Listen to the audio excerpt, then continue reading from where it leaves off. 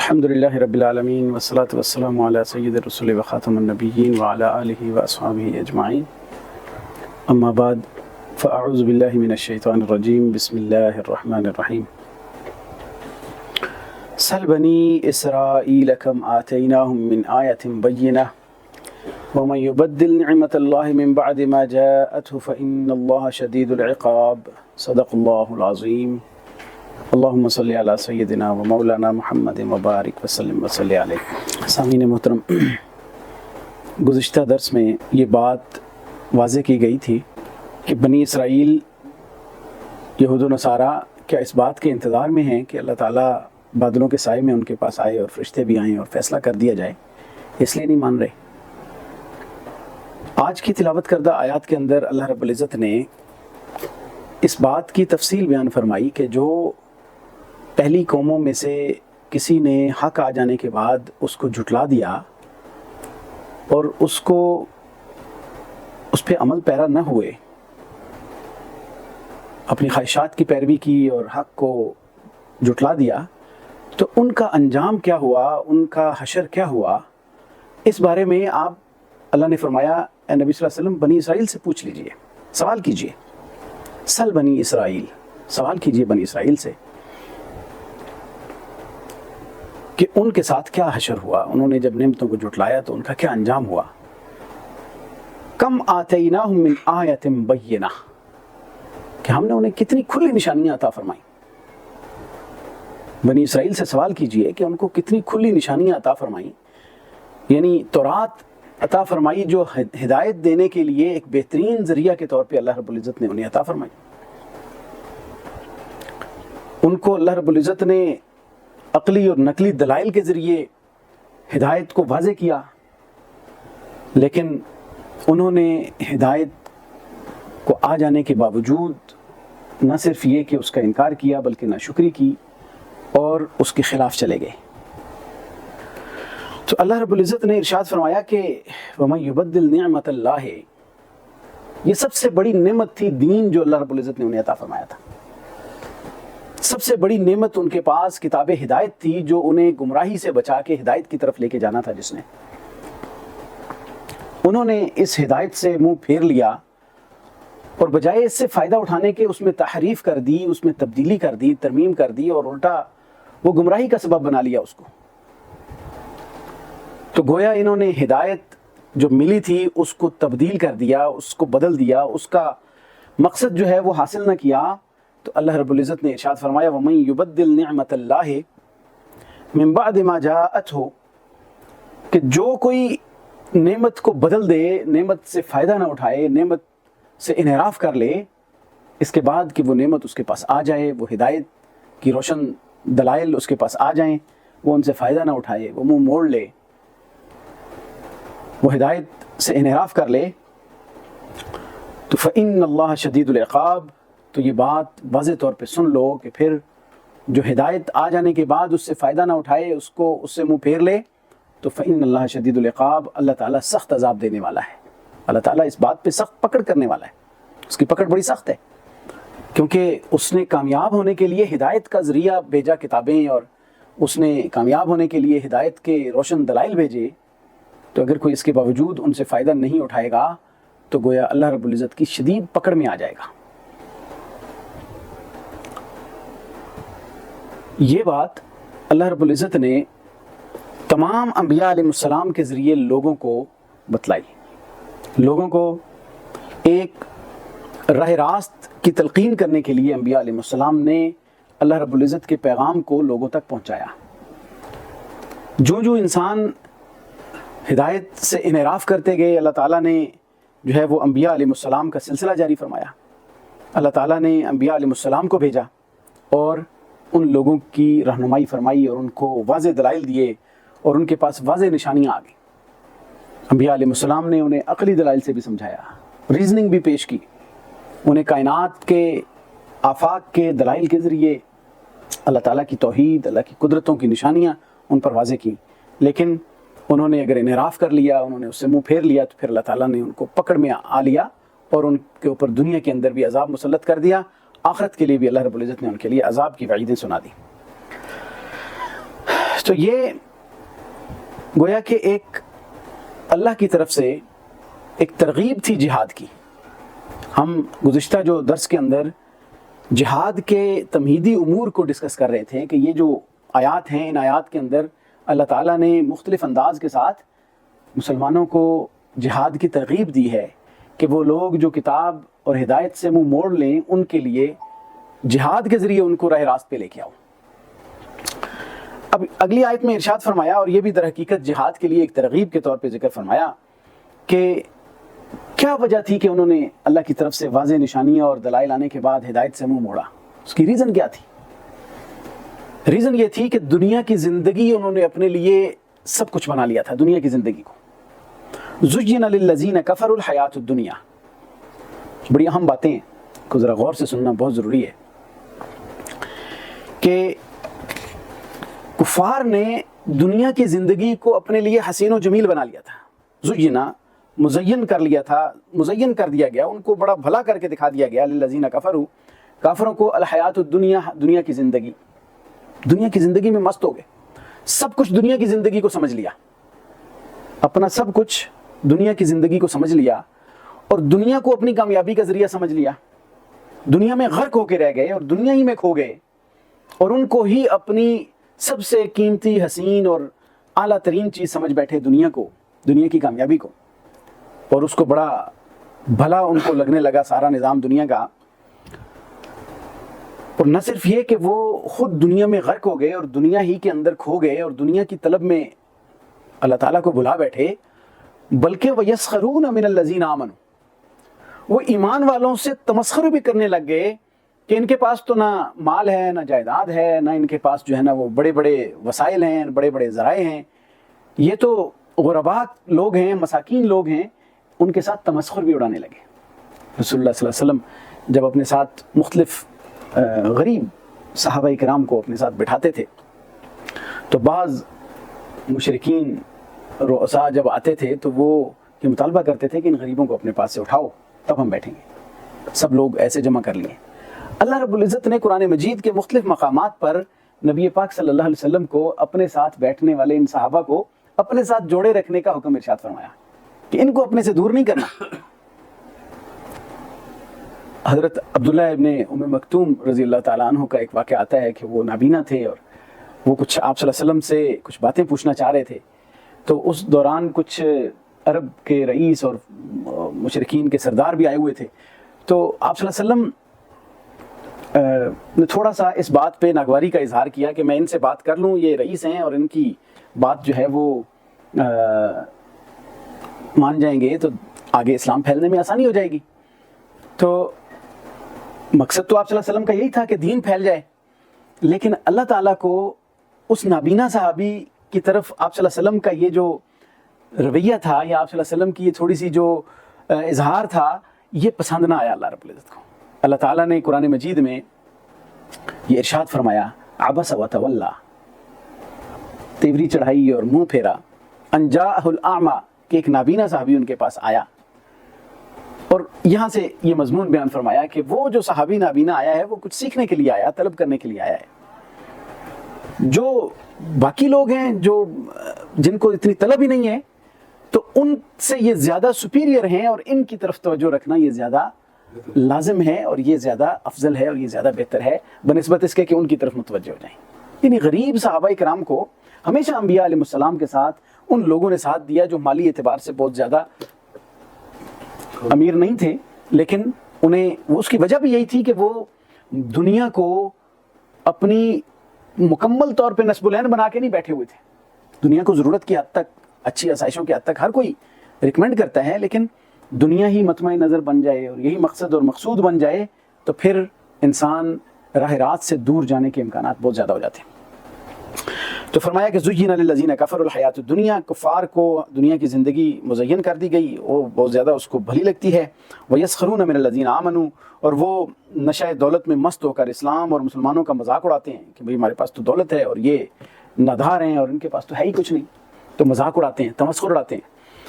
فرمایا وَالَّذِينَ اتَّقَوْا فَوْقَهُمْ يَوْمَ الْقِيَامَةِ، ابھی تو یہ تمسخر اڑا لیں دنیا کی زندگی میں، جتنا مرضی مذاق اڑا لیں، یہ سمجھتے ہیں کہ ان کے پاس مال نہیں ہے تو یہ نادار ہیں اور یہ پسندیدہ نہیں ہے اللہ تعالیٰ کے گویا. تو اللہ نے فرمایا کہ نہیں، قیامت والے دن والذین اتقوا، جو تقوی والے لوگ ہیں نا، ایمان والے لوگ ہیں، فوقہم یوم القیامہ، قیامت والے دن ان لوگوں سے ان کا درجہ بلند ہوگا. کیونکہ اللہ کے ہاں مال کی وجہ سے درجے بلند نہیں ہوں گے، تقوی کی وجہ سے بلند ہوں گے درجے. تو والذین اتقوا، ایمان والوں کو اللہ رب العزت نے گویا تسلی دی کہ جن کو یہ دھتکارتے ہیں اور ناپسند کرتے ہیں اور مذاق اڑاتے ہیں، بے شک اڑا لیں، لیکن قیامت والے دن اللہ تعالیٰ کا جو دربار ہوگا، اللہ تعالیٰ کی جو عدالت ہوگی، اللہ تعالیٰ کی طرف سے انعامات اور اکرامات کی بات ہوگی، اس میں جو ایمان والے ہیں وہ ان کافروں سے بلند درجے پر ہوں گے. اور یہ قیامت والے دن کہاں پہ ہوں گے؟ اللہ تعالیٰ کی ناپسندیدہ ترین جو ہے نا مقامات اور ناپسندیدہ مقامات پر ہوں گے. والذین اتقوا فوقہم یوم القیامہ، قیامت والے دن یہ ایمان والے اور تقوی والے جو ہے وہ ان سے اوپر ہوں گے درجے میں. اور جہاں تک بات ہے مال کی، رزق کی، تو رزق اور مال کسی کے کامیاب ہونے کا اور اللہ کے پسندیدہ ہونے کا معیار ہے ہی نہیں ہے. اللہ مومنوں کو بھی دیتا ہے، کافروں کو بھی دیتا ہے. تو اس کے بارے میں اللہ نے فرما دیا واللہ یرزق من یشاء بغیر حساب، اللہ تعالیٰ جس کو چاہتا ہے بغیر حساب کے رزق دیتا ہے. یہ اس بات سے یہ اندیشہ بھی نکل گیا اور یہ سوال اور یہ اشکال بھی نکل گیا کہ مال کفار کو تو بہت زیادہ ملا ہوا ہے، تو کیا وہ اللہ کے پسندیدہ بندے ہیں؟ تو گویا اللہ رب العزت نے یہاں واضح کر دیا کہ مال کی زیادتی اور مال کی وسعت جو ہے یہ اللہ کی پسندیدگی کی علامات میں سے نہیں ہے.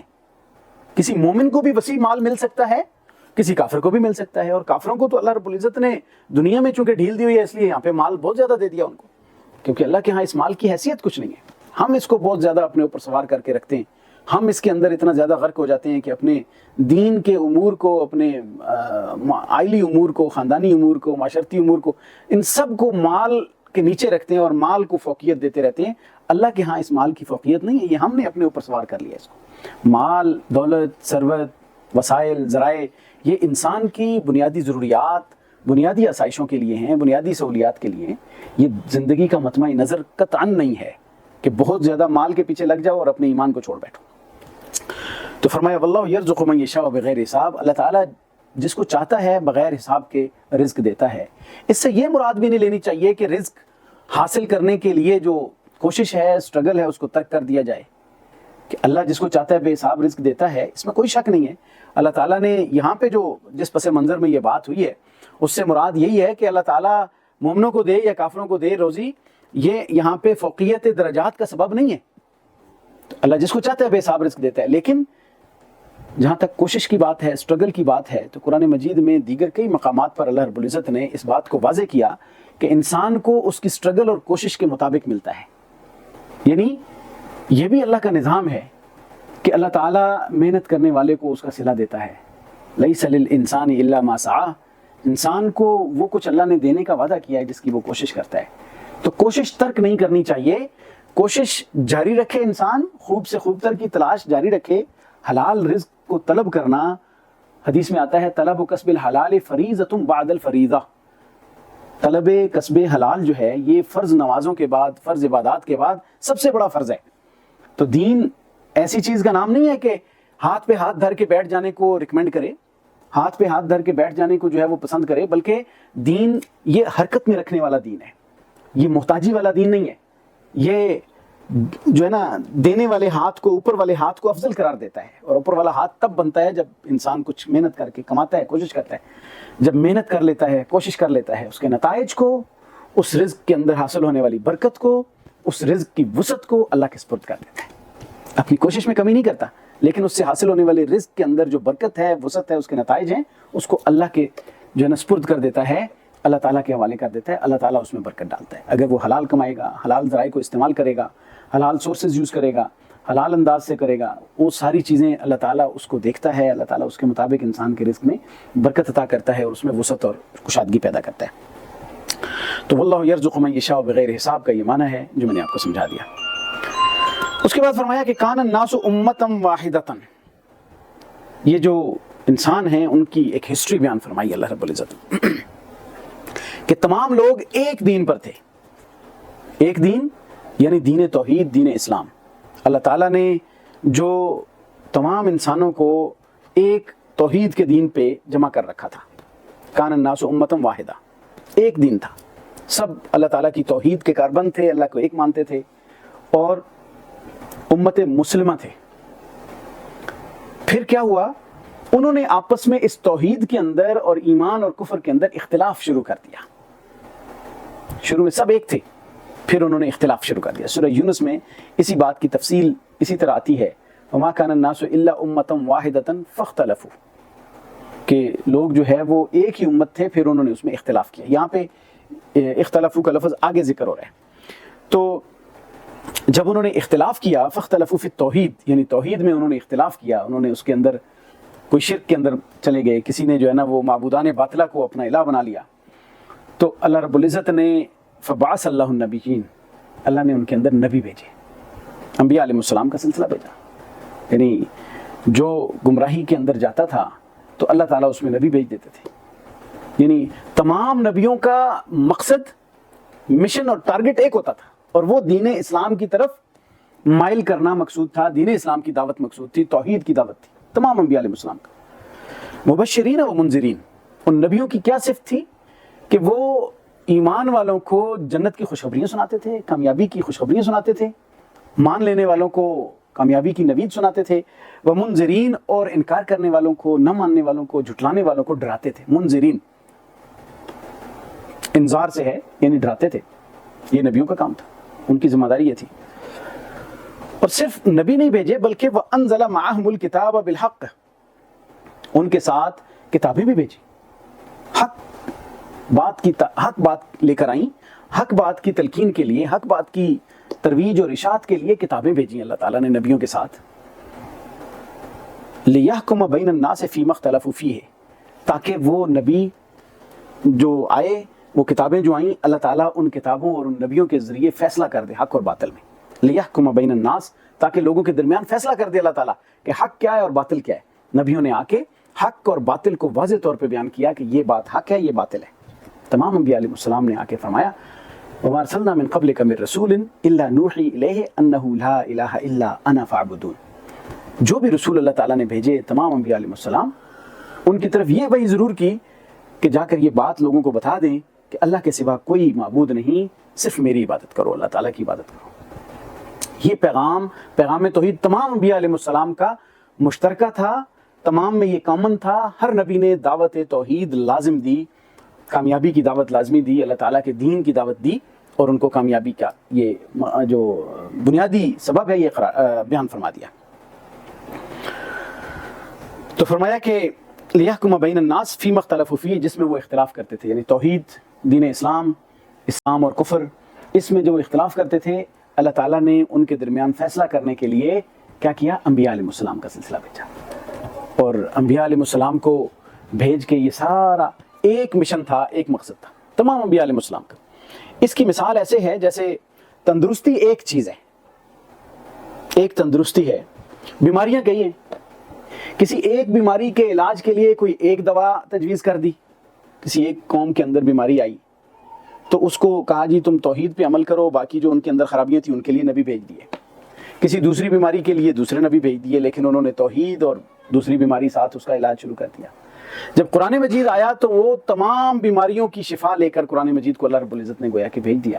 اور انبیاء علیہ السلام نے اپنی جو کتاب ان کے ساتھ آئی تھی وہ بغیر کسی کمی بیشی کے لوگوں تک اللہ تعالیٰ کا وہ پیغام پہنچا دیا.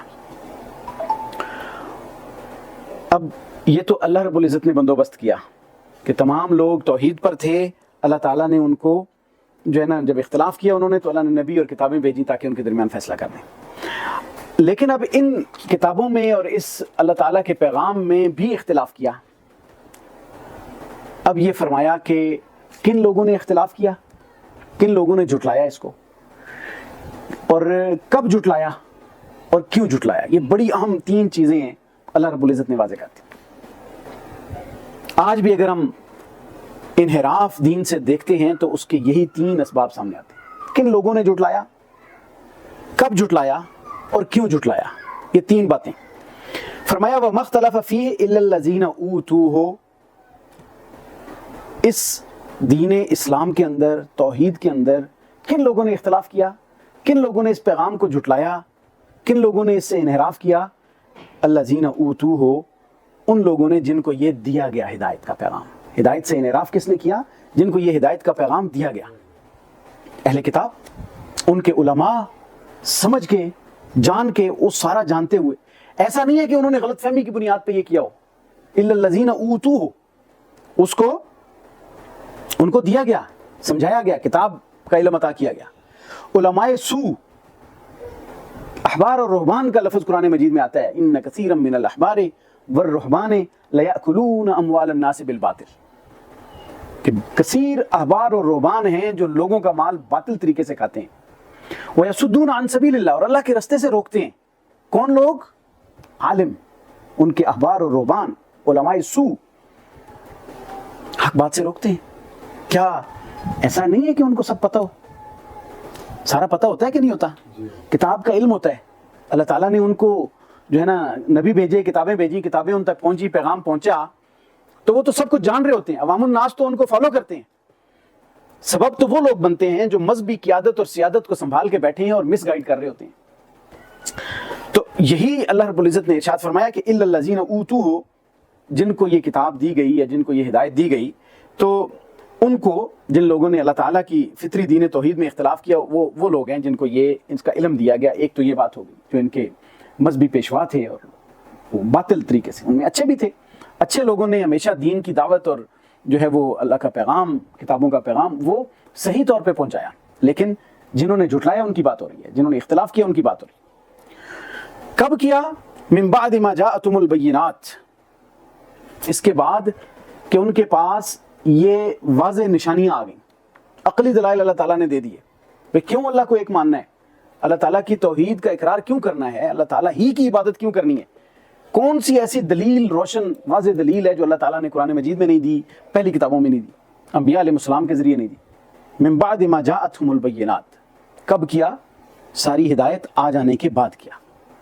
تو مذہبی پیشواؤں نے کیا، غلط فہمی میں نہیں کیا، بھولے سے نہیں کیا، لا علمی میں نہیں کیا، بلکہ من بعد ما جاءتهم البینات، اس کے بعد کہ ان کے پاس واضح دلائل اور روشن دلائل آ چکے، ان کو ہر عقلی دلیل اور نقلی دلیل سے، اللہ تعالیٰ کی قدرت کی نشانیوں سے یہ بات واضح کر دی گئی کہ یہ ہدایت ہے، یہ سچ ہے، اور یہ توحید کا رستہ ہے، یہ اسلام ہے اور یہ کفر ہے۔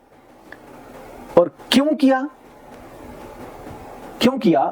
حق بات جان بھی گئے، سمجھ بھی گئے، دلائل اور روشن کتابیں بھی آ گئیں، روشن دلائل بھی آ گئے، تو پھر انحراف کرنے کی، اختلاف کرنے کی کیا وجہ تھی؟ بغیم بینہم، سرکشی کی وجہ سے، بغاوت کی وجہ سے، ضد اور عناد کی وجہ سے، اور کوئی ریزن نہیں تھی، صرف ضد اور عناد اور ہٹ دھرمی تھی، بغاوت تھی، اور کچھ نہیں تھا، بغاوت کی وجہ سے۔ تو اللہ رب العزت نے یہ تین جو وجوہات پیش کی اور تین جو کیٹیگریز پیش کی، یہ بڑی عام ہیں، ہر دور کے اندر یہی فٹ ہوتی ہے۔ کہ آج دین کی جو توحید کی، جو قرآن کی دعوت ہے، اس کو یہ کسی سے مخفی رہ گئی ہے، لیکن اس کو، قرآن کی دعوت کو واضح طور پہ اس کے مفہوم کے ساتھ، ترجمہ تفسیر کے ساتھ، دوسری زبان کے لوگوں تک پہنچانے کی ذمہ داری علماء کی ہے کہ نہیں ہے؟ لیکن کتنے علماء یہ ذمہ داری ادا کرتے ہیں؟ پھر واضح نشانیاں موجود ہیں توحید کی، اور مزاروں پہ، قبروں پہ پوجا اور لوگوں کو جو ہے نا غیر اللہ کی پرستش کے اوپر لگایا جا رہا ہوتا ہے، واضح نشانیاں موجود ہیں کہ اللہ کی توحید، اللہ تعالیٰ کی عبادت کرنی ہے، کوئی اللہ کے ساتھ شرک نہیں کرنا، تو یہ کیا گمراہی نہیں ہو رہی ہے ہر جگہ پہ؟ وہ اسی وجہ سے ہو رہی ہے۔ اور کیوں ہو رہی ہے؟ کیا وہ جو ہے وہ مسلمان اپنے آپ کو کہلانے والے کیوں اس گڑبڑ میں؟ صرف بغاوت کی وجہ سے، اپنے مقاصد کی وجہ سے۔ کوئی اپنی انا کو مقصد بنا کے بیٹھا ہوتا ہے، کوئی اپنی معاش کو مقصد بنا کے بیٹھا ہوا ہے، کوئی اپنے جو ہے نا کاروبار کو، کوئی صرف اپنی جتھے اور جماعت کی ترویج کے لیے حق بات کو چھپا کے اور باطل چیزوں کو آگے پھیلا رہے ہوتے ہیں۔